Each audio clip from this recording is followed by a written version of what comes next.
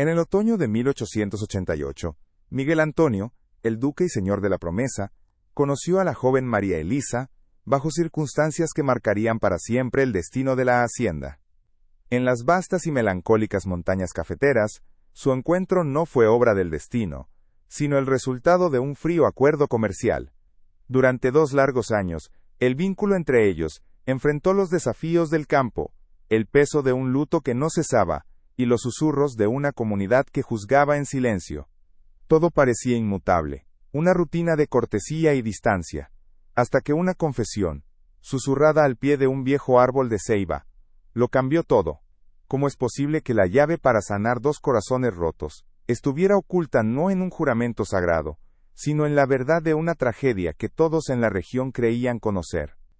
Antes de revelarte cómo una simple conversación en el patio de secado del café destapó un secreto capaz de poner a prueba este frágil comienzo, dime desde qué parte del mundo nos acompañas, y suscríbete al canal. Créeme, no querrás perderte la cadena de eventos que esta revelación desató en la promesa, demostrando que a veces el pasado no está enterrado, sino simplemente esperando el momento adecuado para volver y reclamar lo que es suyo. La historia de Miguel Antonio y María Elisa es una prueba de que ni la tierra más fértil puede florecer si sus raíces están empapadas de una mentira, y esa mentira estaba a punto de salir a la luz de la forma más inesperada. Para Miguel Antonio, cada amanecer en la promesa era un recordatorio de su fracaso. A sus 35 años, era un hombre que lo tenía todo: poder, respeto y una de las haciendas más prósperas de la región. Sin embargo, su riqueza era una fachada que ocultaba un vacío inmenso.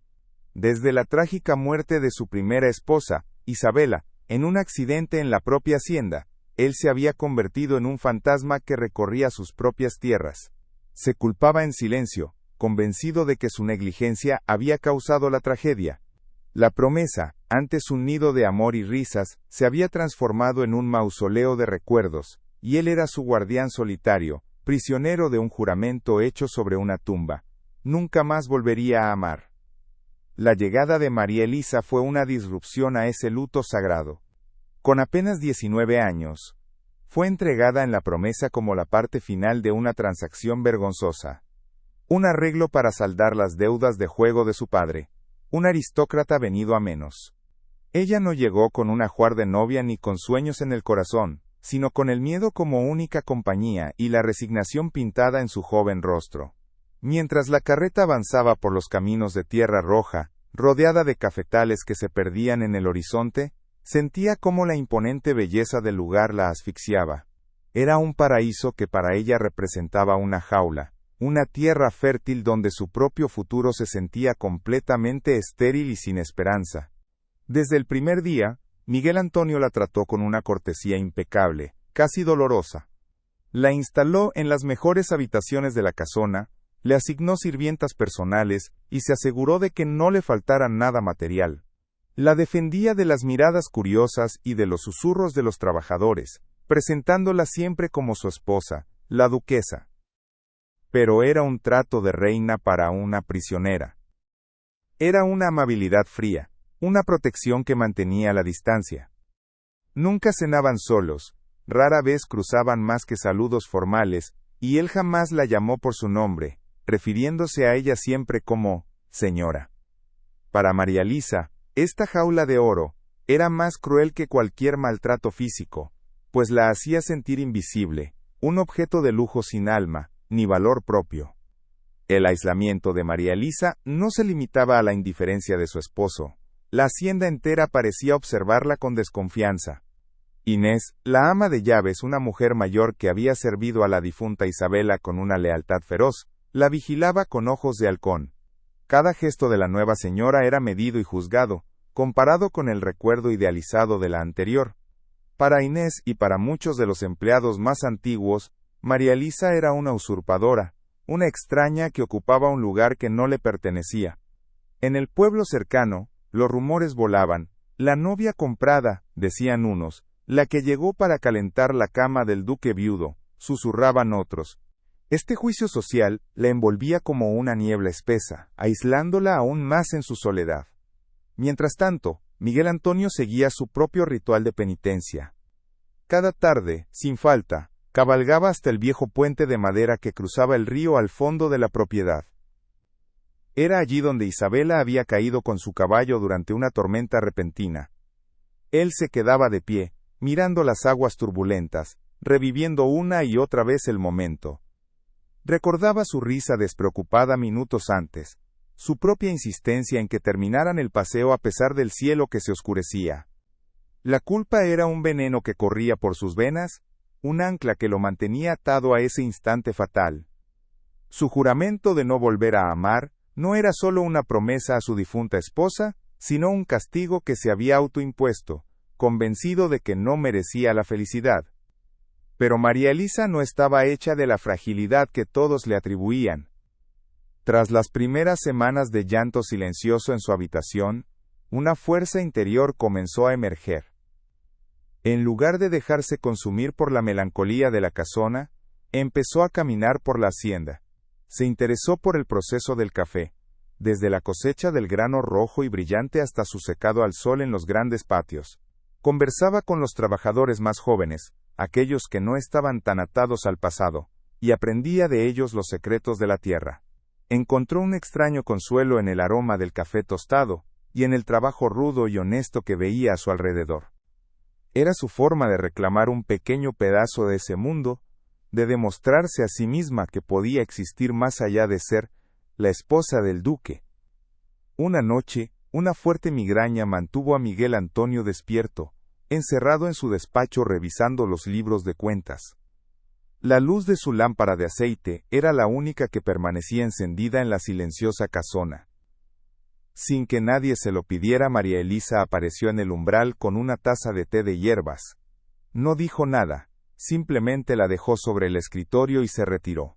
Él levantó la vista, sorprendido. Era un gesto simple, casi insignificante, pero en esa casa donde todo funcionaba por orden y protocolo, aquel acto de cuidado espontáneo fue como una piedra arrojada a un lago en calma. Por primera vez, no la vio como el pago de una deuda, sino como una presencia silenciosa que compartía la vigilia con él. Gracias, susurró él al vacío, y por un instante, el peso en sus hombros pareció aligerarse. Sin embargo, aquel pequeño momento de conexión humana asustó a Miguel Antonio más que cualquier otra cosa. Al día siguiente, su distancia se volvió aún más pronunciada, su cortesía más gélida. Se sintió culpable, como si hubiera traicionado la memoria de Isabela con ese breve instante de calidez. Se encerró aún más en su trabajo, evitando cualquier posibilidad de cruzar miradas con María Elisa. Esa noche, pasó horas frente al retrato de su difunta esposa que colgaba sobre la chimenea del salón principal, renovando en silencio su promesa de soledad. Para él, cualquier sentimiento que no fuera el luto, era una profanación. Esta dinámica de un paso adelante y dos atrás, se convirtió en la norma, una danza dolorosa de acercamiento y retirada que mantenía la tensión en el aire, tan densa como la neblina que cubría los cafetales al amanecer. María Elisa pronto comprendió que la frialdad de Miguel Antonio tras aquella noche, no era un castigo, sino una muralla que él reconstruía con desesperación. Se sumergió en el trabajo de la hacienda con una ferocidad renovada, saliendo antes del amanecer, y regresando mucho después de que la cena se hubiera enfriado en la mesa. Se convirtió en una sombra en su propia casa, una presencia sentida solo por el eco de sus botas en el pasillo, o la luz solitaria de su despacho encendida hasta la madrugada.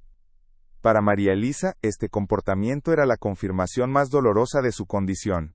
Él la había aceptado como una responsabilidad, como parte del patrimonio de la promesa, pero su corazón seguía siendo un territorio vedado, una tierra sagrada donde solo la memoria de Isabela tenía permiso para habitar. En lugar de sentirse rechazada, una extraña compasión comenzó a crecer en ella. Observaba a Miguel Antonio desde la distancia, notando las líneas de cansancio grabadas en su rostro, y la forma en que su mirada se perdía en el horizonte, como si buscara algo que ya nunca podría encontrar. Fue durante estas observaciones silenciosas que se dio cuenta de un detalle que hasta entonces le había pasado desapercibido. El ala oeste de la casona siempre permanecía cerrada. Las ventanas estaban selladas con postigos de madera, y una pesada puerta de roble, siempre cerrada con llave, impedía el paso. Intrigada, le preguntó a una de las sirvientas más jóvenes, quien le respondió con un susurro temeroso que esa era el ala de la señora Isabela, y que nadie, absolutamente nadie, entraba allí desde el día de su muerte. Detrás de aquella puerta de roble macizo se encontraba un santuario, un pedazo de tiempo congelado. La habitación de Isabela permanecía intacta, como si su dueña fuera a regresar en cualquier momento. Su perfume a jazmines aún flotaba débilmente en el aire, un vestido de montar estaba cuidadosamente doblado sobre una silla y un libro de poemas yacía abierto en la mesita de noche, marcando la última página que leyó. Era Inés, la ama de llaves, quien guardaba la única copia de la llave y se encargaba personalmente de que ni una mota de polvo se posara sobre los muebles. Para ella, preservar ese espacio era más que un deber. Era un acto de lealtad suprema, una forma de mantener vivo el espíritu de su verdadera señora, y a su vez, un recordatorio silencioso para la usurpadora de que aquel hogar nunca sería completamente suyo. El silencio de la casona se extendía más allá de sus muros, contagiando a toda la comarca. Antes de la tragedia, La Promesa era un centro de vida social, con fiestas y reuniones que congregaban a las familias más importantes de la región. Ahora los vecinos mantenían una distancia respetuosa pero palpable. Las visitas se hicieron escasas, las invitaciones dejaron de llegar. No era por malicia, sino por una incomodidad colectiva. Nadie sabía cómo tratar al duque en su luto eterno, y mucho menos cómo dirigirse a la joven y silenciosa esposa que había aparecido de la nada.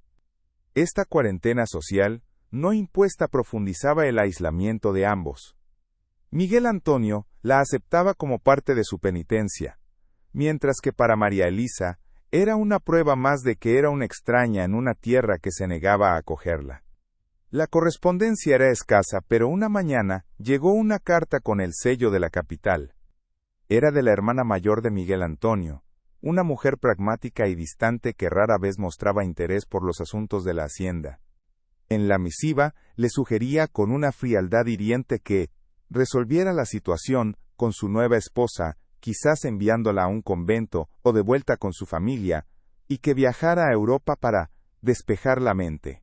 La carta implicaba que su prolongado duelo era una vergüenza para el apellido. Miguel Antonio leyó las palabras con una calma glacial, luego arrugó el papel en un puño apretado y lo arrojó al fuego de la chimenea. El gesto fue silencioso pero definitivo. Ni siquiera su propia sangre comprendía la profundidad de su juramento, y ese abandono familiar lo ancló aún más a su soledad. Cansada del luto ajeno que la asfixiaba, María Elisa decidió reclamar un trozo de vida para sí misma. Detrás de la cocina había un pequeño terreno abandonado, cubierto de maleza, donde el sol pegaba con fuerza por las mañanas. Decidió convertirlo en un jardín de flores y hierbas aromáticas. Sin pedir permiso, buscó a Javier el capataz, un hombre de pocas palabras pero de mirada noble, y le pidió herramientas y semillas. Al principio, el hombre dudó, mirando de reojo hacia la casona, pero la determinación en los ojos de la joven lo convenció. Trabajar la tierra se convirtió en su refugio. Sentir el sol en la piel y la tierra bajo sus uñas, la hacía sentirse viva, útil, una creadora en un lugar que hasta entonces solo había sido sinónimo de pérdida y estancamiento. La iniciativa no pasó desapercibida para Inés. La ama de llaves observaba desde la galería de la cocina, con los brazos cruzados y una expresión de severa desaprobación. Aquel terreno baldío había sido el lugar donde la señora Isabela planeaba construir un invernadero para sus orquídeas. Un sueño que la muerte truncó. Para Inés, el jardín de María Elisa no era un acto de belleza, sino una profanación, un intento descarado de borrar las huellas de su predecesora y plantar sus propias raíces donde no le correspondía. No dijo una palabra, pero sus miradas eran más afiladas que cuchillos. Se desató una guerra silenciosa entre las dos mujeres, una batalla librada en el lenguaje de los gestos, donde cada nueva flor plantada por María Elisa era una ofensa para la lealtad inquebrantable de Inés. Desde la ventana de su despacho Miguel Antonio observaba la escena. Veía a María Elisa trabajar bajo el sol, con el rostro manchado de tierra, y una concentración que lo sorprendía. Veía también la figura vigilante de Inés, y comprendía perfectamente la tensión que se respiraba en el aire. Una parte de él, la parte leal a Isabela, sentía una punzada de irritación ante el cambio, ante esa audacia de transformar un espacio cargado de recuerdos. Pero otra parte, una que llevaba mucho tiempo dormida, no pudo evitar sentir una extraña admiración. Por primera vez en años, alguien estaba trayendo color y vida a la promesa, desafiando la atmósfera gris que él mismo había impuesto. No intervino, simplemente observó, atrapado en la contradicción de sus propios sentimientos. Fue durante una tarde, mientras removía la tierra cerca de unos viejos rosales, que la azada de María Elisa golpeó algo metálico. Con curiosidad, cavó con sus propias manos hasta desenterrar una pequeña caja de lata, oxidada y abollada por el tiempo y la humedad. Con dificultad, logró abrirla. Dentro, sobre un trozo de terciopelo descolorido, descansaba un relicario de plata en forma de corazón, grabado con una delicada I. Lo abrió y encontró dos espacios vacíos, como si las fotografías que una vez contuvo hubieran sido retiradas. Era un objeto íntimo, personal, un vestigio olvidado de Isabela. Sostenerlo en sus manos le provocó un escalofrío. Era como si la tierra misma le estuviera entregando un secreto, un fragmento del pasado que ahora le pertenecía a ella. Con el pequeño relicario en sus manos, un torbellino de emociones la invadió. Su primer instinto fue llevárselo a Miguel Antonio, entregárselo como una ofrenda de paz. Pero algo la detuvo. ¿Y si él lo interpretaba como una intromisión? ¿Y si reabría una herida que él luchaba tanto por mantener cerrada? Tampoco podía dárselo a Inés, pues sabía que la acusaría de profanar la memoria de su señora. Después de mucho dudar, tomó una decisión. Limpió cuidadosamente el relicario, lo envolvió en un pañuelo, y lo guardó en el fondo de su baúl personal. Se convirtió en su secreto, un vínculo tangible y silencioso con la mujer invisible, cuya sombra dominaba cada rincón de su vida. No sabía por qué, pero sentía que ese pequeño objeto jugaría un papel crucial en su destino, y en el de la promesa. La temporada de lluvias llegó a la promesa con una furia inesperada aquel año. No eran los aguaceros pasajeros del trópico, sino una tormenta incesante que se aferraba a las montañas como una bestia herida. Durante 3 días y 3 noches, el viento aulló por los corredores de la casona, y la lluvia golpeó los ventanales con la insistencia de un visitante desesperado. Para María Elisa, el estruendo exterior era un eco de la agitación que sentía por dentro. Encerrada en sus habitaciones, el sonido del agua y los truenos le impedían conciliar el sueño, agitando los fantasmas de su propia soledad. Cada relámpago que iluminaba brevemente los cafetales anegados parecía revelar la fragilidad de su existencia en aquel lugar, una prisionera no solo del duque, sino también de los elementos que parecían querer arrasarlo todo. En la tercera noche, incapaz de soportar por más tiempo el confinamiento de su cuarto, se levantó. Descalza y con solo un chal sobre los hombros, decidió caminar por la casa en penumbras. La servidumbre dormía y un silencio profundo, solo roto por la tormenta, envolvía el lugar. Sus pasos la llevaron, casi por instinto, hacia un ala que solía evitar, la que albergaba el despacho y la biblioteca personal de Miguel Antonio. Era su territorio, un santuario de trabajo, y recuerdos al que ella nunca había sido invitada a entrar.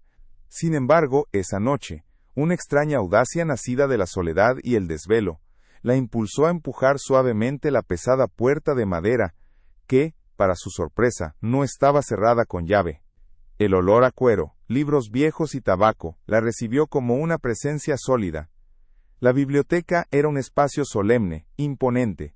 Las paredes estaban cubiertas de estanterías que llegaban hasta el techo, repletas de volúmenes encuadernados en piel oscura. Un gran escritorio de caoba dominaba el centro, y sobre él, un mapa de las tierras de la promesa estaba a medio enrollar. La luz de un relámpago fugaz iluminó el rostro severo de un retrato al óleo de uno de los ancestros del duque, cuyos ojos parecían juzgar su intrusión. María Elisa se sintió pequeña, una extraña en el corazón mismo del poder y la historia de aquel hombre. Se acercó a una de las estanterías, pasando los dedos por los lomos de los libros, buscando algo, cualquier cosa, que le diera una pista sobre el alma del hombre con el que compartía un techo pero no una vida. Fue entonces cuando lo vio.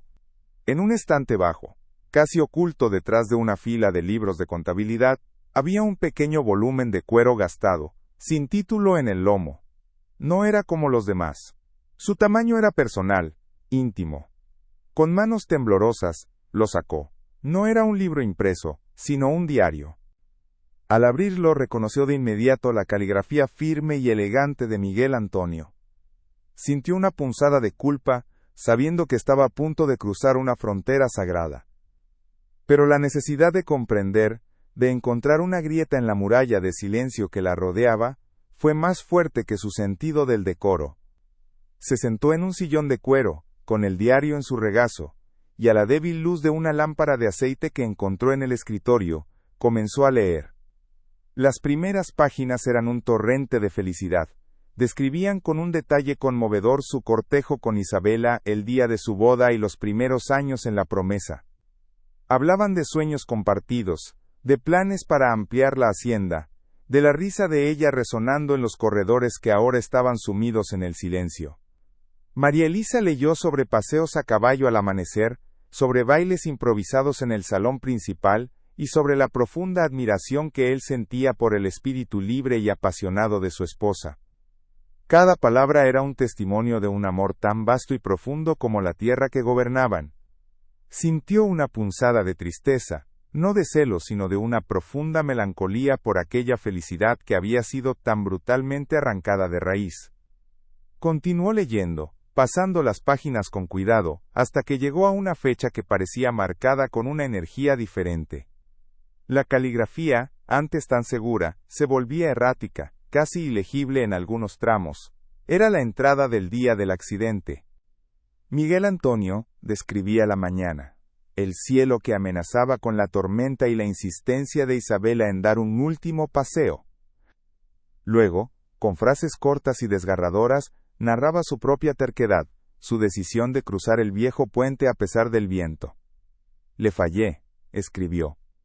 «Mi orgullo, mi necedad de no querer volver atrás, la puso en ese puente. El crujido de la madera es el último sonido que oiré por el resto de mi vida. No fue el río quien me la quitó, fui yo la maté». María Elisa tuvo que detenerse, con el corazón encogido y las lágrimas nublando su visión. La verdad era mucho más terrible de lo que jamás había imaginado. No era solo el dolor de la pérdida lo que consumía a Miguel Antonio, era una culpa monstruosa, un veneno que él mismo se administraba cada día. Su juramento de no volver a amar no era una muestra de lealtad a un recuerdo, sino una sentencia autoimpuesta. Se consideraba un asesino, indigno de cualquier atisbo de felicidad o consuelo. Su frialdad, su distancia, no eran un rechazo hacia ella, sino una forma de protegerla de su propia oscuridad, de la mancha que él creía llevar en el alma. En ese instante, todo cambió. La figura del duque poderoso e indiferente se desvaneció, y en su lugar, vio a un hombre roto, atrapado en una prisión de su propia creación. Cerró el diario con un cuidado reverencial y lo devolvió a su escondite, como si nunca lo hubiera tocado. Se retiró de la biblioteca en silencio, pero ya no era la misma joven que había entrado. Una compasión inmensa, tan vasta como la tormenta que aún rugía afuera, había reemplazado su miedo y su resentimiento. Regresó a su habitación no para dormir sino para velar, sintiendo por primera vez que compartía algo con aquel hombre, el peso de un destino impuesto por otros. La tormenta amainó con las primeras luces del alba, dejando tras de sí un aire limpio y una tierra empapada, como si el cielo mismo hubiera llorado hasta agotarse. La promesa despertó a una calma extraña, y con ella una nueva determinación nació en el corazón de María Elisa. A la mañana siguiente, ignorando las miradas curiosas de la servidumbre, se dirigió a la cocina. No dio órdenes, sino que pidió permiso para usar las hornillas. Inés la observó con su habitual desconfianza, pero no se atrevió a contradecirla. María Elisa buscó en las alacenas las hierbas que ella misma había cultivado y secado en su pequeño jardín: manzanilla para la calma, toronjil para las penas, y un toque de lavanda para el descanso. Eran los remedios de su abuela, infusiones que, según decía la anciana, no curaban el cuerpo, sino que acariciaban el alma. Preparó el té con una concentración ritual, vertiendo el agua caliente y dejando que el vapor aromático llenara la cocina. Era un gesto simple, un acto de cuidado que no necesitaba palabras. Con la taza humeante entre las manos, caminó hacia el despacho, llamó suavemente a la puerta, y al no recibir respuesta, entró. Miguel Antonio estaba de pie junto a la ventana, observando a los trabajadores que comenzaban a reparar los daños causados por la tormenta. Su espalda estaba tensa, sus hombros cargados con el peso del mundo. No se había percatado de su presencia. Ella se acercó en silencio, y dejó la taza sobre un pequeño espacio libre en su escritorio. Él se giró, sorprendido, con una expresión que mezclaba la irritación por la interrupción y la curiosidad. Sus ojos se posaron en la taza, luego en el rostro de ella buscando una explicación que no llegó. María Elisa no bajó la mirada. Por primera vez, lo miró directamente a los ojos, no como un súbdito a su señor, sino como un ser humano a otro. Vio el agotamiento, el dolor profundo que él se esforzaba tanto por ocultar. Su voz, cuando habló, fue apenas un susurro, pero resonó en el silencio del despacho con la fuerza de una revelación. No está solo en su dolor, Duque, dijo. No había lástima en su tono, solo un reconocimiento sereno, una empatía pura y sin adornos. No esperó una respuesta. No añadió nada más. Simplemente dio media vuelta y salió de la habitación, dejándolo solo con sus pensamientos y el aroma reconfortante del té de hierbas. Miguel Antonio se quedó inmóvil, paralizado. Aquellas palabras, tan simples, habían derribado sus defensas de una manera que ninguna confrontación o súplica habría logrado. ¿Cómo podía saberlo? ¿Cómo podía una joven que apenas lo conocía mirar a través de años de murallas y ver directamente la herida purulenta que llevaba dentro? No está solo. La frase era un bálsamo y una daga al mismo tiempo. Le ofrecía un consuelo que no creía merecer, y a la vez, lo despojaba de la soledad que había elegido como su único y fiel compañero de penitencia. Por un instante, el peso en su pecho pareció aligerarse, como si alguien, por fin, hubiera aceptado compartir una carga que él creía intransferible. Se sentó pesadamente en su silla, con la mirada fija en la taza de porcelana. El vapor se elevaba en espirales, llevando consigo el perfume de las hierbas. Lentamente, acercó la taza a sus labios y bebió.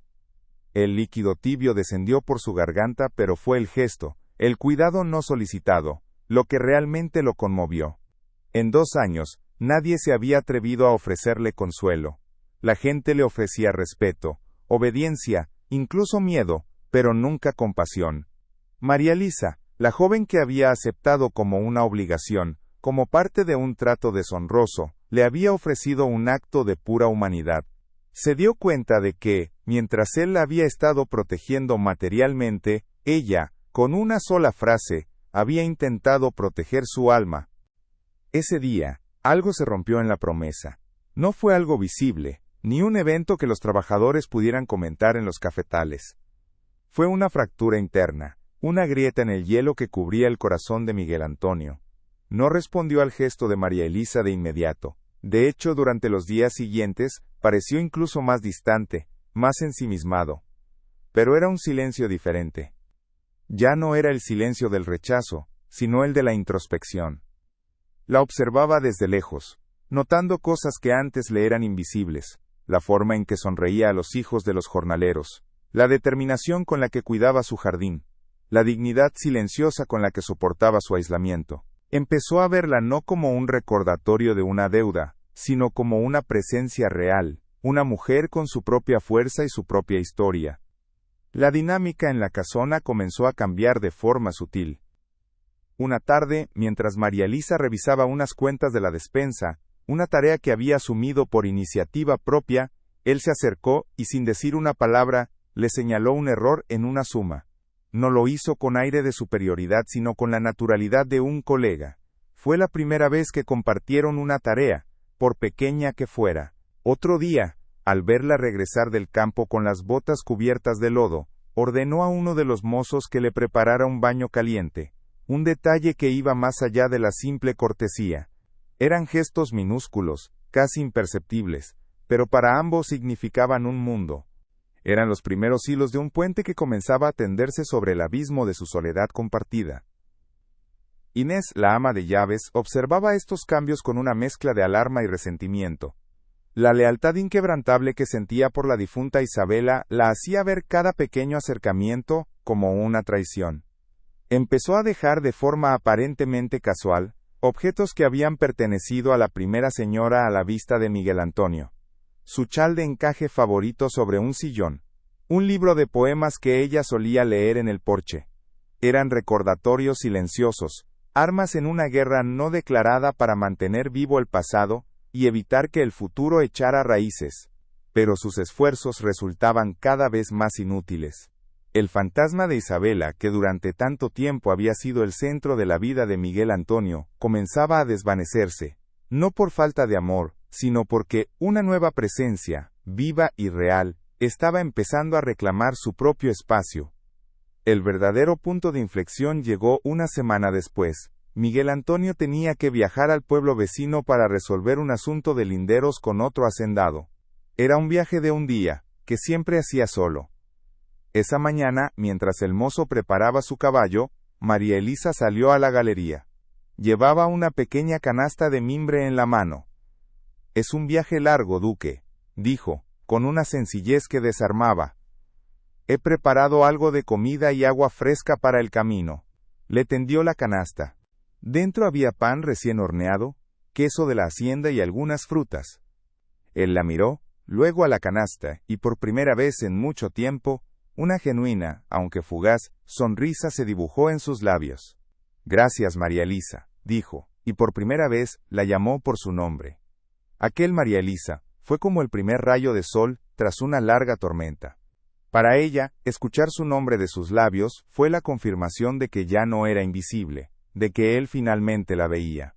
Para él, pronunciarlo en voz alta fue un acto de liberación, el reconocimiento de que había otra mujer en su vida, una que no venía a reemplazar a nadie, sino a ocupar un lugar completamente nuevo. Tomó la canasta y montó a caballo. Mientras se alejaba por el camino de tierra, se giró y la vio de pie en la galería observándolo. Sus miradas se cruzaron por un instante, y en ese breve lapso, se transmitieron una promesa silenciosa de un posible comienzo. La semilla de la empatía, plantada en la noche de la tormenta, había comenzado a germinar. El regreso de Miguel Antonio del pueblo marcó un antes y un después, aunque nadie en la promesa pudiera señalar el momento exacto en que el aire cambió. Durante el largo camino de vuelta el sabor del pan horneado por ella y la frescura del agua parecieron filtrarse en su espíritu. Por primera vez en 2 años, el trayecto no fue una meditación sobre su culpa, sino una reflexión sobre la joven mujer que lo esperaba en la casona. El nombre María Elisa resonaba en su mente, ya no como el término de un contrato, sino como el nombre de una persona real, una presencia que, con gestos silenciosos, estaba desafiando la geografía de su soledad. Sintió una extraña ligereza, un sentimiento tan ajeno que casi lo asustó, como si el sol, después de mucho tiempo, se atreviera a calentar una tierra que él había condenado al invierno perpetuo. Días después, rompió el protocolo de su propio exilio. La encontró en la galería al atardecer, observando cómo los últimos rayos de sol teñían de oro los cafetales. En lugar de pasar de largo con un saludo formal, se detuvo a su lado. El silencio entre ellos duró un largo minuto, pero ya no era un silencio hostil sino expectante. «¿Cómo era su hogar, antes de venir aquí?», preguntó él, con la voz un poco ronca por la falta de uso en conversaciones personales. La pregunta flotó en el aire, simple pero cargada de un significado inmenso. No era el duque preguntando por los orígenes de su esposa comprada. Era un hombre preguntándole a una mujer por su pasado, reconociendo que ella tenía una vida, una historia, que existía antes de que él la convirtiera en un fantasma más de la promesa. La respuesta de María Elisa fue un delicado equilibrio entre la honestidad y la dignidad. No se quejó de su padre ni de la humillación de su situación. En cambio, habló de las pequeñas cosas, del olor a pan de su madre en la cocina, de los jacarandás en flor que bordeaban la plaza de su pueblo, de las tardes que pasaba leyendo a la sombra de un patio que ya no le pertenecía. Su voz era suave, teñida de una nostalgia que no pedía lástima, sino que simplemente constataba una pérdida. Al compartir esos fragmentos de su vida anterior, no se estaba presentando como una víctima, sino como una sobreviviente. Estaba reclamando su identidad, demostrándole que ella era mucho más que la figura silenciosa que deambulaba por los pasillos de su hacienda. Mientras la escuchaba, Miguel Antonio sintió una punzada de vergüenza, una emoción que creía reservada únicamente para el recuerdo de Isabela. Se dio cuenta de que, en su ceguera de dolor, nunca se había detenido a pensar en el mundo que ella había dejado atrás. Él la había visto como una solución a un problema de honor, una pieza en el complejo engranaje de su penitencia. Ahora frente a él estaba la mujer de carne y hueso, con sus propios recuerdos rotos y sus propios fantasmas. Comprendió que su trato de reina, su protección y sus lujos, no eran más que los barrotes dorados de una jaula. Le había dado un techo, pero le había robado un hogar. Y esa toma de conciencia fue más pesada que cualquier carga que hubiera llevado hasta entonces. La rutina de la casona comenzó a fracturarse. Miguel Antonio empezó a retrasar deliberadamente su regreso del campo para coincidir con la hora de la cena. Las primeras noches, comieron en un silencio casi absoluto en el inmenso comedor, con el retrato de Isabela observándolos desde la pared. Pero poco a poco, el silencio se fue poblando de pequeñas conversaciones. Hablaban del clima, de la cosecha, de algún incidente menor con los trabajadores. Eran temas impersonales, seguros, pero constituían los cimientos de una nueva normalidad. Para los sirvientes, ver a los dos señores compartiendo la mesa noche tras noche, era un espectáculo tan inaudito como ver florecer los cafetos fuera de temporada. La promesa, lentamente, comenzaba a despertar de su largo letargo.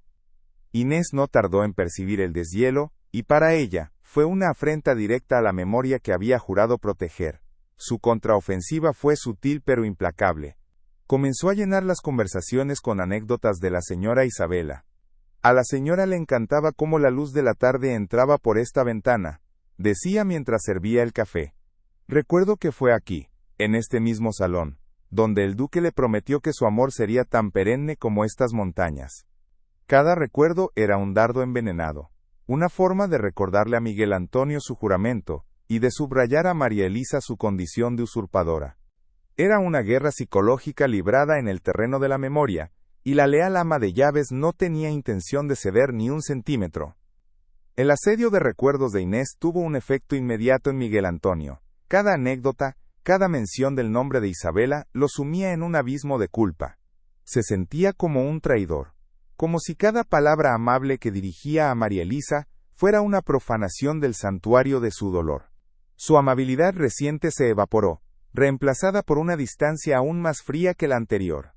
Volvió a encerrarse en su despacho, a cenar solo y a pasar las tardes en el puente, buscando en el murmullo del río la absolución que no podía encontrar en sí mismo. Este vaivén emocional, este acercamiento seguido de una retirada brutal, era una tortura para ambos, una demostración de que el pasado no era un fantasma, sino una fuerza viva que aún gobernaba los destinos de la promesa. María Elisa observó su retirada con una tristeza que ya no estaba teñida de miedo sino de una profunda comprensión. Sabía que no era un rechazo hacia ella sino una batalla que él libraba contra sus propios demonios. En lugar de confrontarlo, le dio espacio. Se refugió en su jardín, que ahora florecía con una belleza desafiante, y en el trabajo diario de la hacienda. Fue Javier, el capataz, quien un día se le acercó mientras ella supervisaba el secado del café. Con la mirada perdida en los granos extendidos al sol, le contó cómo el duque, antes de la tragedia, solía organizar fiestas para los hijos de los trabajadores al final de cada cosecha. Fue un relato breve, pero le mostró a María Elisa un destello del hombre que existía bajo las capas de dolor, dándole la paciencia para esperar a que él encontrara el camino de regreso. La oportunidad para reconectar llegó de la mano de una crisis. Una plaga de roya, un hongo devastador, apareció en una de las laderas más preciadas de la hacienda. El pánico se extendió entre los trabajadores. Una plaga así podía arruinar la cosecha de todo un año. Por primera vez, Miguel Antonio no enfrentó el problema solo. Buscó a María Elisa, no como a su esposa, sino como a una socia. «Necesito sus ojos», le dijo con una urgencia que trascendía cualquier protocolo. Juntos, recorrieron los cafetales durante días, de sol a sol, examinando las hojas, hablando con los jornaleros, buscando una solución. Hombro con hombro, cubiertos de tierra y sudor, se convirtieron en un equipo unido por un propósito común: salvar el corazón de la promesa. Durante esas largas jornadas, entre hileras de plantas enfermas, Miguel Antonio le enseñó los secretos de la tierra.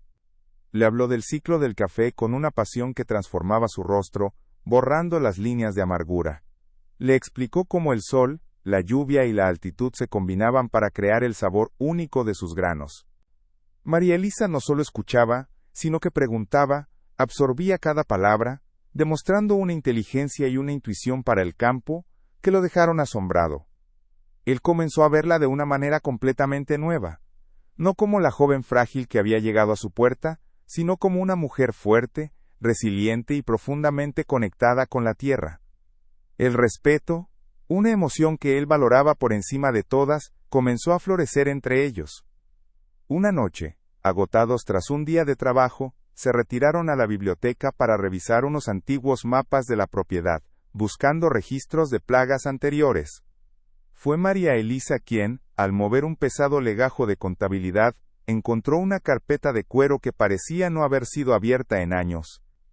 Dentro, entre escrituras de tierras y contratos de compra, había un sobre amarillento. Con curiosidad, lo abrió. Contenía una carta, escrita con una caligrafía elegante y masculina que no reconoció.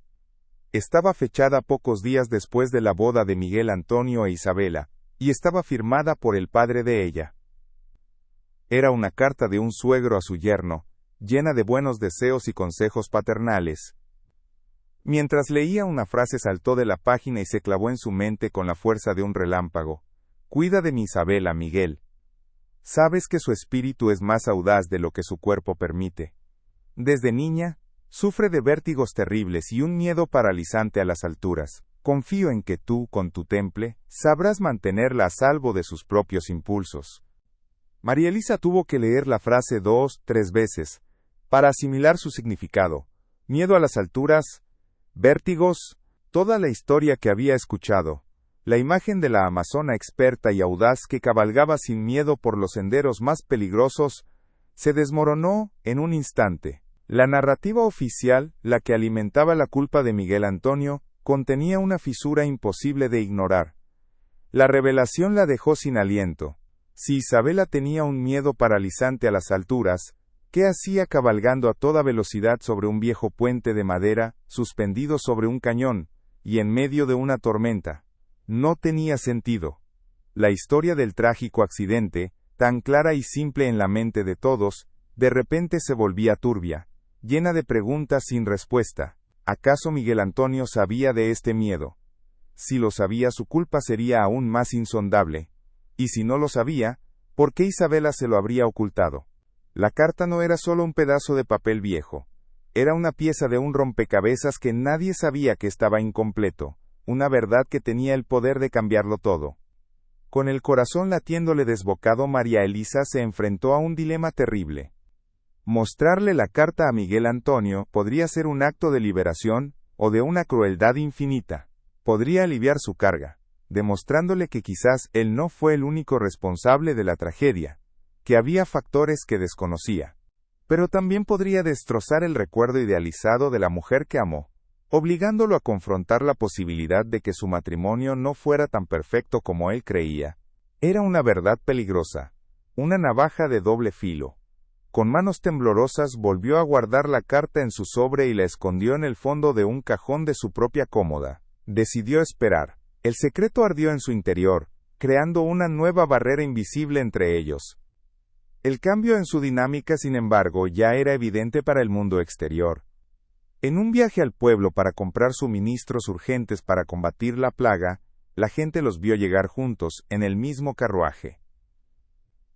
Vieron cómo él la ayudaba a bajar, cómo conversaban en voz baja mientras caminaban por la plaza. Los murmullos cambiaron de tono. Ya no era solo la novia comprada y el duque enlutado.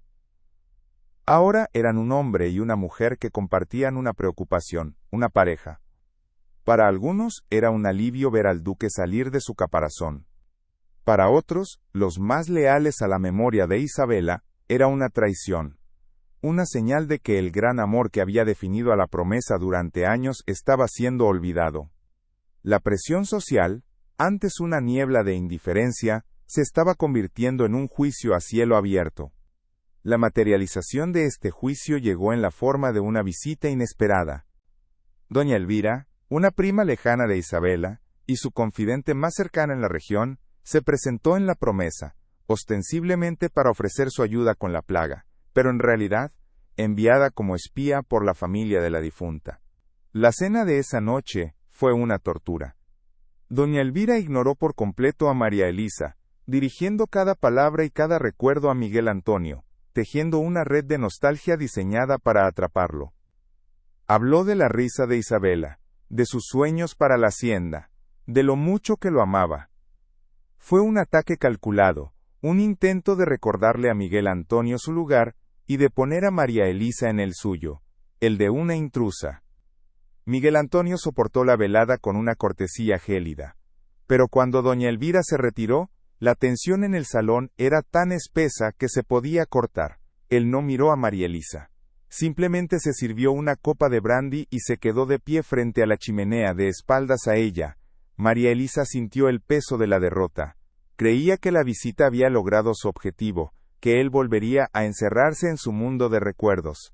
Se levantó para retirarse en silencio, pero la voz de él la detuvo. El pasado es un ancla, o es una vela, dijo sin volverse. Durante demasiado tiempo, he dejado que sea un ancla. Ya es hora de izar las velas. Fue una declaración de intenciones, una promesa de que no permitiría que los fantasmas de otros dictaran su futuro. A la mañana siguiente, después de que doña Elvira se marchara con una fría despedida, Miguel Antonio buscó a María Elisa en su jardín. El sol apenas despuntaba sobre las montañas, y el aire estaba fresco y limpio. Se quedó observándola por un momento, viendo cómo cuidaba de sus flores con una dedicación que lo conmovía. Luego se acercó y con una voz que era a la vez una pregunta y una súplica, le dijo: «Los jardines principales de la casona están descuidados. Los diseñó Isabela, y por respeto, no he dejado que nadie los toque. Pero ya no tienen vida. Me preguntaba, si usted estaría dispuesta a ayudarme a devolverles la vida, a crear algo nuevo, algo nuestro». Era más que una petición sobre jardinería. Era una invitación a construir un futuro juntos, a plantar nuevas raíces sobre la tierra fértil pero cargada de memoria de la promesa. La invitación de Miguel Antonio resonó en el alma de María Elisa con la fuerza de un juramento sagrado. No era solo una petición para revivir un jardín abandonado. Era una ofrenda de paz, una propuesta para construir un futuro sobre las cenizas del pasado. Aceptar no fue una decisión, fue un impulso del corazón.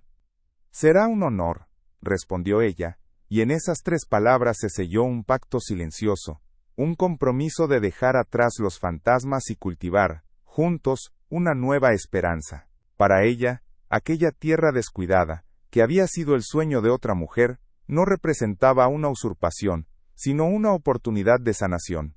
Era la prueba de que incluso el suelo más cargado de recuerdos podía volver a dar flores, si se le ofrecía el cuidado y la paciencia necesarios. Comenzaron a trabajar al día siguiente, con las primeras luces del alba. El aire de la mañana era fresco y olía a tierra húmeda y a café en flor. Al principio sus movimientos eran torpes, medidos, cada uno consciente de la proximidad del otro. Pero pronto, el trabajo físico rompió las barreras. Con las manos cubiertas de tierra, arrancando las malas hierbas que se habían aferrado al suelo como la propia tristeza, las formalidades se desvanecieron.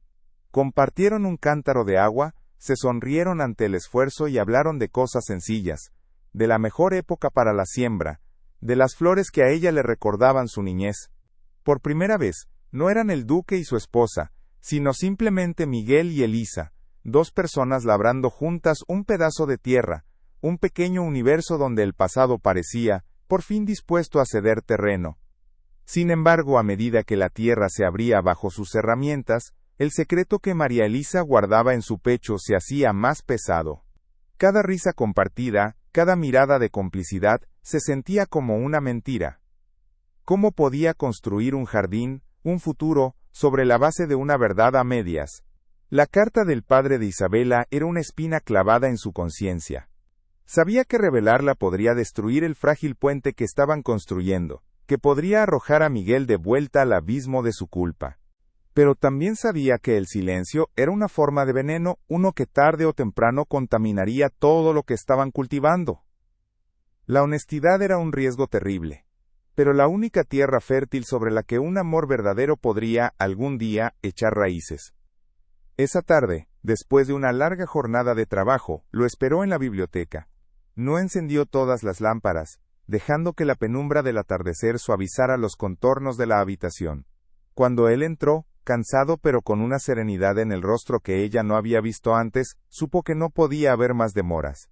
Él le sonrió, una sonrisa genuina que le llegó a los ojos, y por un instante ella dudó, aterrada de ser quien borrara esa paz recién encontrada. Pero respiró hondo, reunió el coraje que no sabía que poseía y se acercó a él. En sus manos, temblando ligeramente, sostenía el sobre amarillento. Miguel, dijo, usando su nombre sin el título por primera vez, hay algo que encontré hace un tiempo. Algo que creo que tienes que saber. La expresión de él cambió al instante, la serenidad se evaporó, reemplazada por una cautela familiar. Tomó el sobre que ella le ofrecía y sacó la carta. Sus ojos recorrieron las líneas de la caligrafía antigua, al principio con curiosidad, luego con una confusión creciente. María Elisa observó cómo su rostro se transformaba, cómo cada palabra parecía clavarle un puñal invisible. Cuando llegó a la frase sobre el vértigo y el miedo a las alturas de Isabela, un temblor recorrió su cuerpo.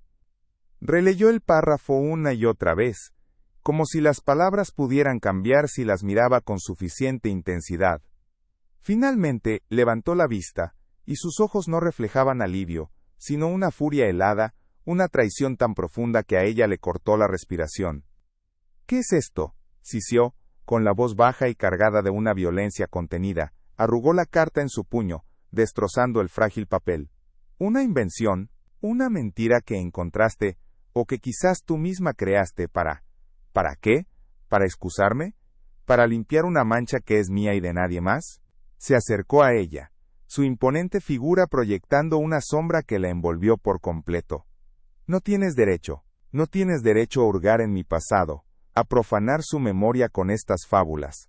Ella era valiente, era perfecta, no tenía miedo a nada, a nada. Su grito resonó en la biblioteca, haciendo vibrar los cristales de las vitrinas. Era el rugido de un animal herido, defendiendo la santidad de su propia jaula. La reacción de Miguel Antonio fue más violenta de lo que ella jamás hubiera podido anticipar. La acusó de querer reescribir la historia para su propio beneficio, de intentar disminuir el recuerdo de Isabela para poder ocupar su lugar. Cada palabra era un golpe, una acusación injusta nacida del pánico de ver derrumbarse el pilar sobre el que había construido su identidad durante los últimos 2 años, su culpa. Para él, ser el único responsable de la muerte de Isabela era un honor macabro, la última conexión que le quedaba con ella. Que alguien, y sobre todo ella, la intrusa, viniera a sugerir que la historia era más compleja, que su amada Isabela no era la figura impecable que él había idealizado, era una blasfemia intolerable. Pero María Elisa no retrocedió, soportó la tormenta de su ira, anclada por la certeza de que estaba haciendo lo correcto. Cuando él finalmente se detuvo, sin aliento, con el pecho subiendo y bajando con furia y dolor, ella lo miró directamente a los ojos. Su voz cuando habló, no era acusatoria, sino firme y llena de una compasión desgarradora. No lo hice para borrarla a ella, sino para salvarte a ti, dijo, con una calma que lo desarmó. Porque el hombre con el que he estado trabajando en el jardín estos días, el hombre que sonríe, cuando habla de la cosecha, merece vivir. Y no puedes vivir si sigues cargando una cruz que no te corresponde llevar solo. Aquellas palabras fueron la llave que abrió la compuerta. La ira de Miguel se desmoronó, reemplazada por una vulnerabilidad tan absoluta que fue doloroso de presenciar. Se pasó las manos por el cabello, dándole la espalda, como si no pudiera soportar que ella lo viera tan roto. Tú no lo entiendes, susurró, con la voz quebrada. Yo estaba allí. Yo la vi. Insistí en cruzar ese puente, mi orgullo no me permitía dar la vuelta. El cielo se estaba cayendo a pedazos y yo solo quería demostrar que tenía el control. El control sobre el clima, sobre el camino, sobre ella. Su confesión no era la narración distante de su diario. Era una herida abierta, sangrando en el silencio de la biblioteca. Se giró para enfrentarla de nuevo, y las lágrimas que había contenido durante años finalmente se derramaron por su rostro. El sonido. El crujido de la madera antes de ceder. Es el único sonido que escucho cuando cierro los ojos, confesó, con la voz ahogada por los sollozos. La vi caer, Elisa. Y no pude hacer nada. Mi control, mi poder, mi fortuna, nada sirvió. En ese momento, yo no era un duque. Era solo un hombre inútil que acababa de matar a la mujer que amaba. Se dejó caer en un sillón, cubriéndose el rostro con las manos, su cuerpo sacudido por un dolor que finalmente se había permitido sentir en toda su magnitud. La verdad, en toda su brutalidad, había salido a la luz. Continuó hablando, las palabras saliendo a borbotones, como si un dique se hubiera roto. Confesó que la carta lo enfurecía no porque fuera mentira, sino porque insinuaba una verdad que él había preferido ignorar. Recordó pequeñas cosas. Cómo Isabela evitaba los balcones altos, cómo se aferraba a su brazo, con más fuerza de la necesaria en los miradores de la montaña. Eran piezas de un rompecabezas que su dolor no le había permitido armar. Admitirlo significaba aceptar que su matrimonio no había sido el cuento de hadas perfecto que él recordaba, que Isabela le había ocultado sus miedos, quizás por vergüenza, quizás por no parecer débil ante él. Y esa imperfección era, de alguna manera, más dolorosa que la tragedia misma. Mi juramento sobre su tumba, dijo con la voz ronca por el llanto, no fue solo por amor, fue por soberbia. Era mi manera de seguir controlando la narrativa. Si yo era el único culpable, entonces la historia seguía girando a mi alrededor. Mi dolor, mi penitencia, mi soledad, todo era mío. Era mi último acto de posesión sobre ella. Permitirme ser feliz, permitir que alguien más entrara. Se sentía como la traición final, como renunciar al único papel que me quedaba en su historia. En esa confesión brutalmente honesta, María Elisa comprendió la verdadera profundidad de su tormento. No era solo el luto, era un laberinto de orgullo, amor y culpa del que no había sabido cómo escapar. Cuando el torrente de palabras cesó, un silencio denso y pesado llenó la habitación. Miguel Antonio se quedó inmóvil, exhausto, vaciado, como si acabara de librar la batalla de su vida. Esperaba que ella se fuera, que lo dejara solo con su vergüenza. Pero María Elisa no se movió. Lentamente, se acercó a él, se arrodilló frente a su sillón, y con una delicadeza infinita, tomó una de sus manos entre las suyas. Su piel estaba fría, pero su agarre era firme. No dijo te lo dije. No dijo te perdono. Simplemente se quedó allí, sosteniendo su mano, compartiendo el peso de su dolor, en un silencio que era más elocuente que cualquier palabra. Sufrir no es honrar, Miguel, susurró ella finalmente, con la voz suave pero llena de una convicción inquebrantable. Es solo sufrir. Honrarla a ella sería vivir la vida que ella ya no puede. Sería llenar esta casa de la risa que ella ya no puede regalar. Sería cuidar de esta tierra que ella tanto amaba. El ancla de tu dolor no la mantiene cerca de ti. Solo te impide a ti navegar hacia un nuevo amanecer. Cada palabra era un bálsamo, una verdad simple y profunda que comenzó a disolver las cadenas que él mismo se había forjado. Levantó la vista y a través de sus lágrimas la vio por primera vez, no como un contrato, no como una usurpadora, sino como su ancla a la vida. Él no respondió. Simplemente apretó su mano, un gesto que contenía una rendición, una gratitud y una promesa. Se quedaron así por un largo tiempo, mientras la noche terminaba de caer sobre la promesa. En el silencio de la biblioteca, dos almas rotas comenzaron a encontrar el camino de vuelta a casa, no en los recuerdos de un pasado idealizado, sino en la frágil y tangible realidad de una mano que sostenía a la otra. El juramento hecho sobre una tumba había perdido su poder. La verdad, aunque dolorosa, los había liberado. El aire de la hacienda, Por primera vez en mucho tiempo se sintió más ligero, como si un fantasma por fin hubiera encontrado la paz y les hubiera dado permiso para vivir. Aquella noche marcó el verdadero final del luto en la promesa. No fue un final abrupto ni festivo, sino un amanecer lento y silencioso. Miguel Antonio no se convirtió en un hombre diferente de la noche a la mañana, pero la carga insoportable que había llevado sobre sus hombros se había aligerado hasta volverse manejable. El fantasma de Isabela ya no era una presencia acusadora que lo seguía a cada paso, sino un recuerdo agridulce, el de un amor que fue real y hermoso, pero que pertenecía al pasado. Y en el presente, había otra mujer, una que no había venido a reemplazar a nadie, sino a enseñarle que el corazón, como la tierra, tiene la capacidad de sanar y volver a florecer después del más crudo de los inviernos. Al día siguiente, regresaron al jardín, no hablaron de lo sucedido la noche anterior, no era necesario, las palabras ya se habían dicho. En su lugar, hablaron con acciones. Miguel Antonio trabajó la tierra con una energía renovada, no como una distracción, sino como un acto de creación. Cada mala hierba que arrancaba era un trozo de culpa que dejaba atrás, cada semilla que plantaba era una promesa de futuro. María Elisa trabajó a su lado, en una sincronía perfecta, y sus sonrisas ya no estaban teñidas de precaución, sino de una complicidad profunda y genuina. Estaban creando algo nuevo, algo suyo, un testimonio viviente de que incluso de la tierra más dolorosa puede nacer la belleza. El clímax de su historia no fue una explosión pública, ni una declaración frente a testigos.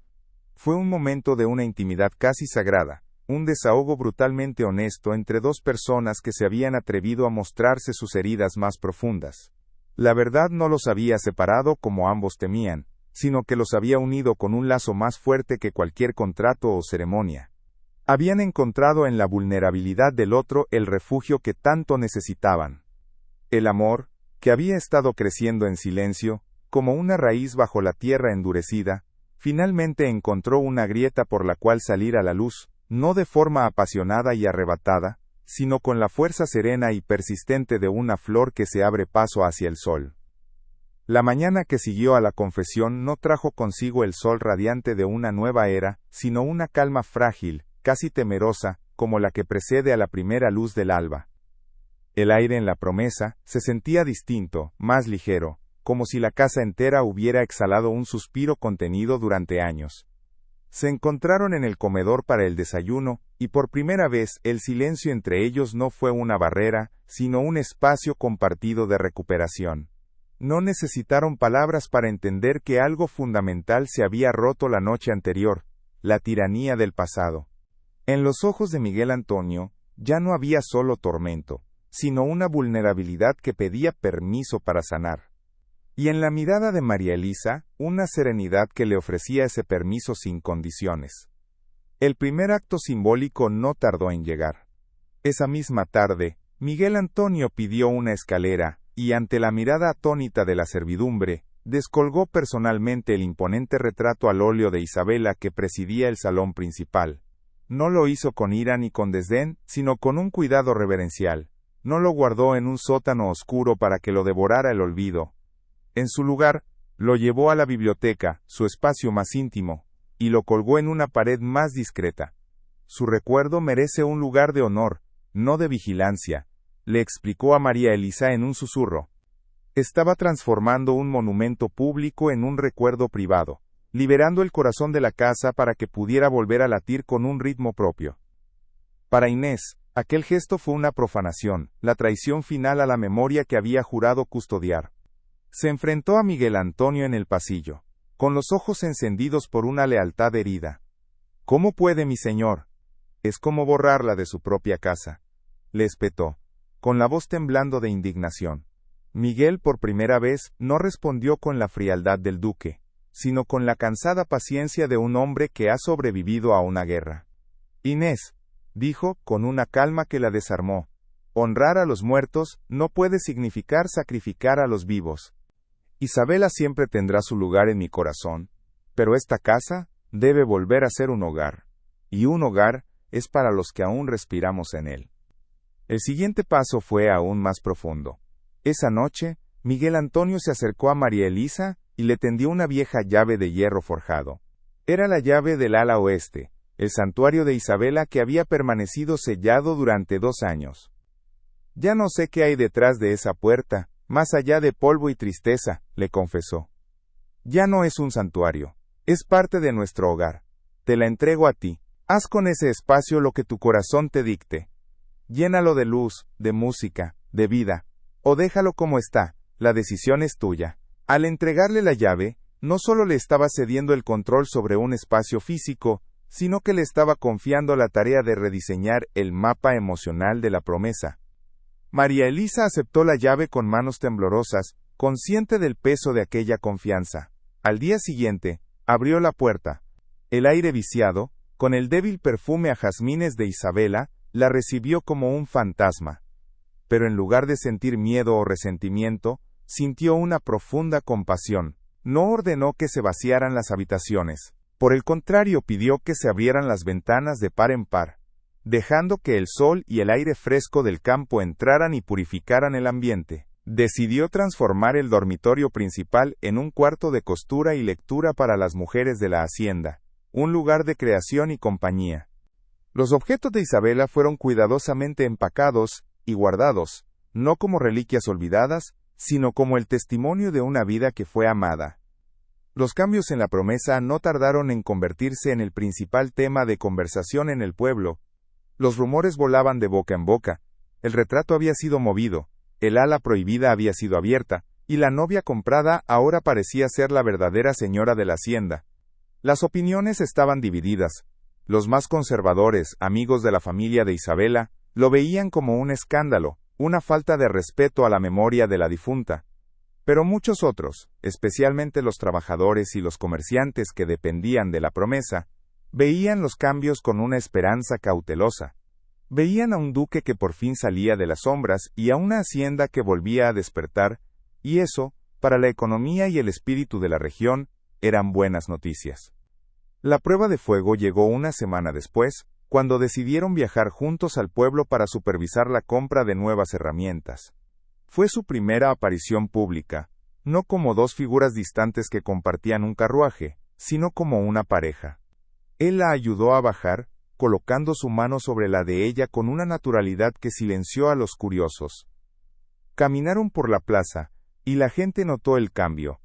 Ya no era la mirada perdida y sombría del duque, sino la de un hombre presente, atento. Y ella ya no caminaba con la cabeza gacha, sino con una serena dignidad. Los susurros no cesaron, pero su tono había cambiado.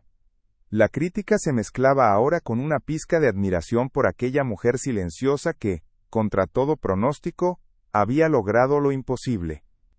Inés no pudo soportar esta nueva realidad. La transformación de la promesa en un hogar para María Elisa era una derrota que su lealtad no le permitía aceptar. Una mañana, con una dignidad estoica, presentó su renuncia. No hubo reproches ni lágrimas, solo la triste constatación de que su tiempo allí había terminado. Fue María Elisa quien habló con ella. No la aceptó con alegría, ni la despidió con frialdad. Se sentó con ella en la cocina, el corazón del dominio de Inés, y le agradeció por sus años de servicio, y por la feroz lealtad con la que había cuidado la memoria de Isabela. Entiendo que su corazón pertenece a un tiempo que ya pasó, le dijo con suavidad. Le deseo que encuentre la paz. Fue un acto de gracia que Inés, a pesar de su dolor, no pudo dejar de reconocer. Mientras tanto, el jardín que habían comenzado a cultivar juntos, se convirtió en el símbolo más visible de su renacimiento. Las flores estallaron en un derroche de color, atrayendo mariposas y colibríes a un rincón de la hacienda que antes solo había conocido la maleza y el abandono. Trabajar allí se convirtió en su ritual diario, un espacio donde, lejos de las miradas y las expectativas, podían ser simplemente Miguel y Elisa. Su relación floreció al ritmo de las plantas que cuidaban, de manera lenta, orgánica y arraigada en la tierra fértil, que ambos habían aprendido a llamar hogar. El jardín era la prueba tangible, de que la belleza podía nacer de la tierra más herida. Para celebrar la exitosa contención de la plaga de roya y el inicio de una prometedora cosecha, Miguel Antonio decidió revivir una vieja tradición olvidada, la fiesta de la recolección para los trabajadores y sus familias. No fue un baile de gala para la aristocracia, sino una celebración sencilla y genuina en el gran patio desecado. Se encendieron fogatas, un grupo de músicos locales tocó melodías alegres, y el olor a carne asada y a café recién tostado llenó el aire. Por primera vez en años, las risas de los niños resonaron en los muros de la Promesa, y esa noche, la hacienda dejó de ser un mausoleo para convertirse, una vez más, en el corazón vibrante de la comarca. En medio de la celebración, Miguel Antonio se puso de pie, todos guardaron silencio, esperando el discurso formal del duque, pero él no dio un discurso. Levantó su copa y, con una voz clara y firme que llegó a cada rincón del patio, dijo: «Esta noche no celebramos solo una buena cosecha, celebramos la vida. Gracias a todos ustedes por su trabajo y su lealtad». Hizo una pausa y sus ojos buscaron a María Elisa, que lo observaba desde una de las mesas.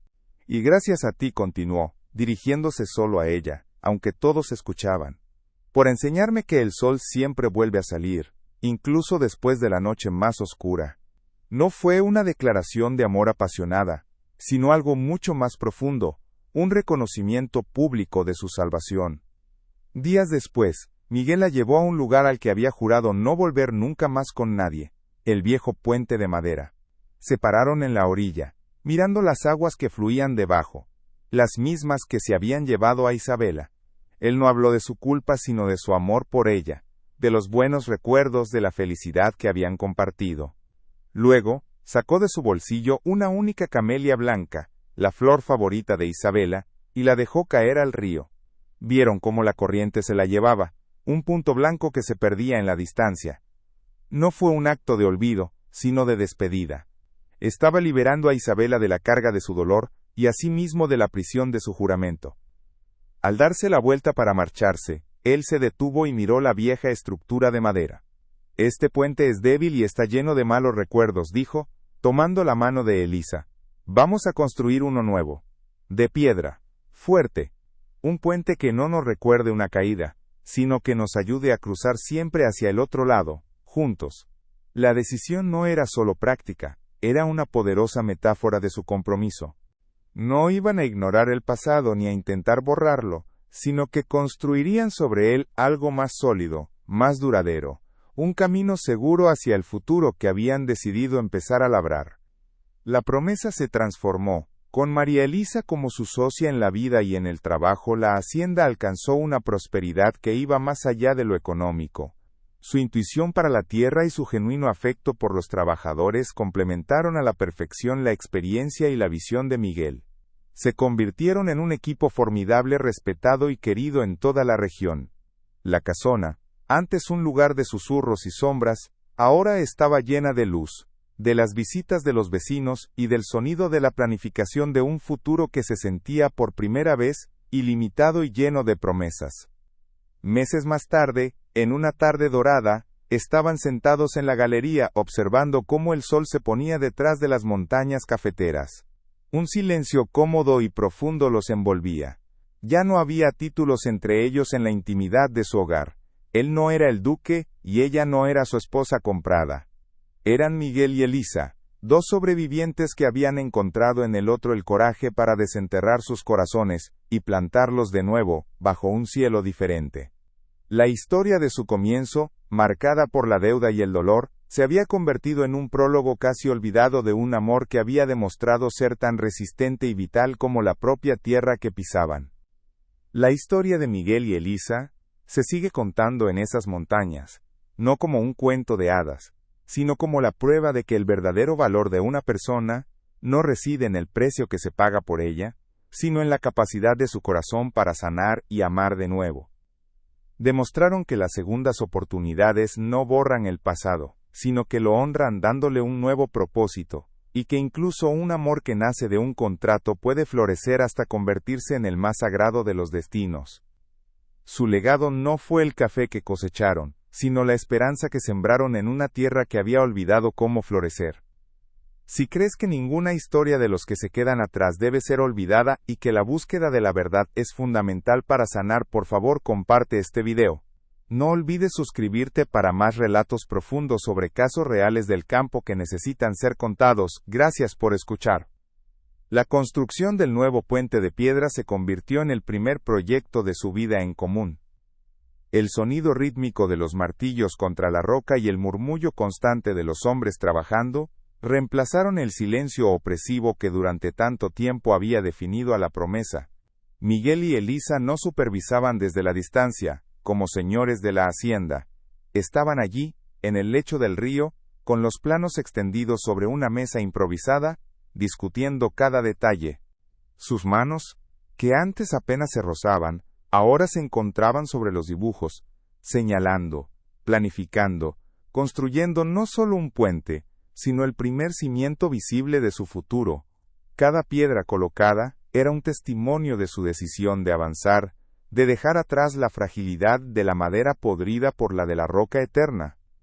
La vida en la casona adquirió una nueva cadencia, un ritmo de colaboración y respeto mutuo. Las decisiones sobre la hacienda ya no eran tomadas en la soledad del despacho del duque, sino en conversaciones tranquilas en la galería al atardecer. Él valoraba su intuición para la tierra y su conexión con la gente. Ella aprendía de su experiencia y su visión para los negocios. Su vínculo trascendió rápidamente los límites de un romance incipiente para convertirse en una sólida sociedad. Era un pacto de reconstrucción no solo de sus propias vidas, sino de la promesa misma. Descubrieron que su mayor fortaleza no residía en sus individualidades, sino en el espacio que habían creado entre los dos, un territorio de confianza donde ambos podían ser por fin ellos mismos.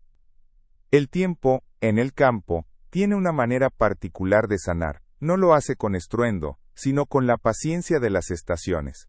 El ciclo del café se convirtió en el espejo de su propia historia.